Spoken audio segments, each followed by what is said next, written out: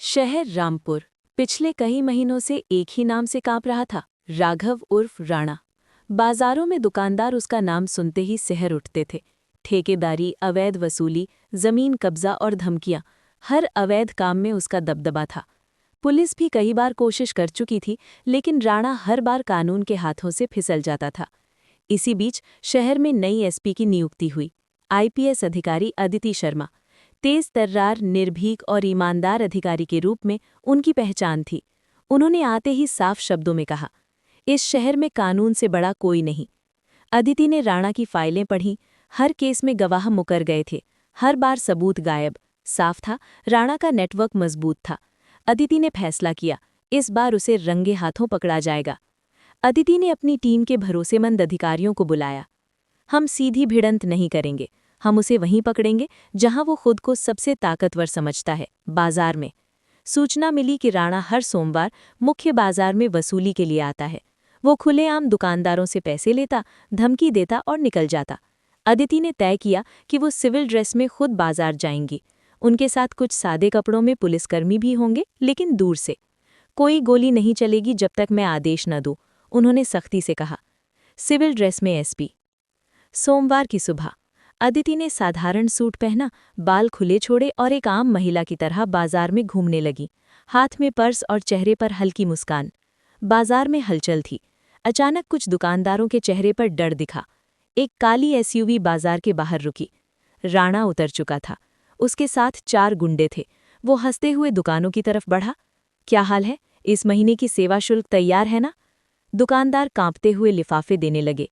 अदिति दूर खड़ी सब देख रही थी। उनका खून खौल रहा था। राणा एक मिठाई की दुकान पर पहुंचा। दुकानदार ने इस बार पैसे देने से इनकार कर दिया। बस, अब और नहीं, वो कांपते हुए बोला। राणा ने उसका कॉलर पकड़ लिया, तभी पीछे से एक सख्त आवाज आई, हाथ छोड़ो उसका।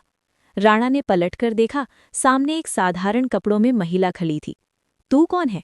उसने हंसते हुए पूछा। अदिति ने शांति से कहा, कानून। राणा और उसके गुंडे हंस पड़े। राणा ने अदिति को धक्का देने की कोशिश की।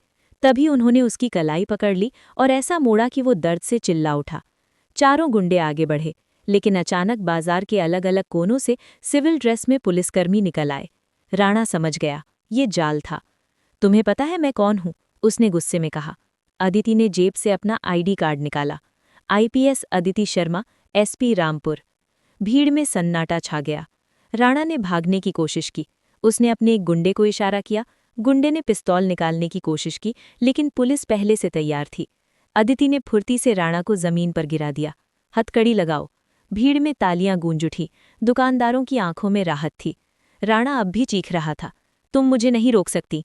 अदिति ने दृढ़ स्वर में कहा, कानून सबको रोकता है। थाने में पूछताछ शुरू हुई। इस बार अदिति ने सबूत पहले ही इकट्ठा कर लिए थे। सीसीटीवी फुटेज, ऑडियो रिकॉर्डिंग, गवाहों के बयान। राणा के खिलाफ मजबूत चार्जशीट तैयार हुई। अदालत में पेशी के दौरान भीड़ जमा थी। जज ने सबूत देखकर सख्त टिप्पणी की, कानून से बड़ा कोई नहीं। राणा को न्यायिक हिरासत में भेज दिया गया। कुछ महीनों बाद शहर बदल चुका था। बाजार में अब डर नहीं, रौनक थी। दुकानदारों ने अदिति का सम्मान समारोह रखा। एक बुजुर्ग दुकानदार ने कहा, मैडम, आपने हमें डर से आज़ादी दिलाई। अदिति मुस्कुराईं, ये मेरी नहीं, कानून की जीत है। रामपुर में अब लोग निडर होकर जी रहे थे, और शहर ने सीखा, जब एक ईमानदार अधिकारी सिविल ड्रेस में भी खड़ा हो जाए तो सबसे बड़ा गुनहगार भी गिर सकता है।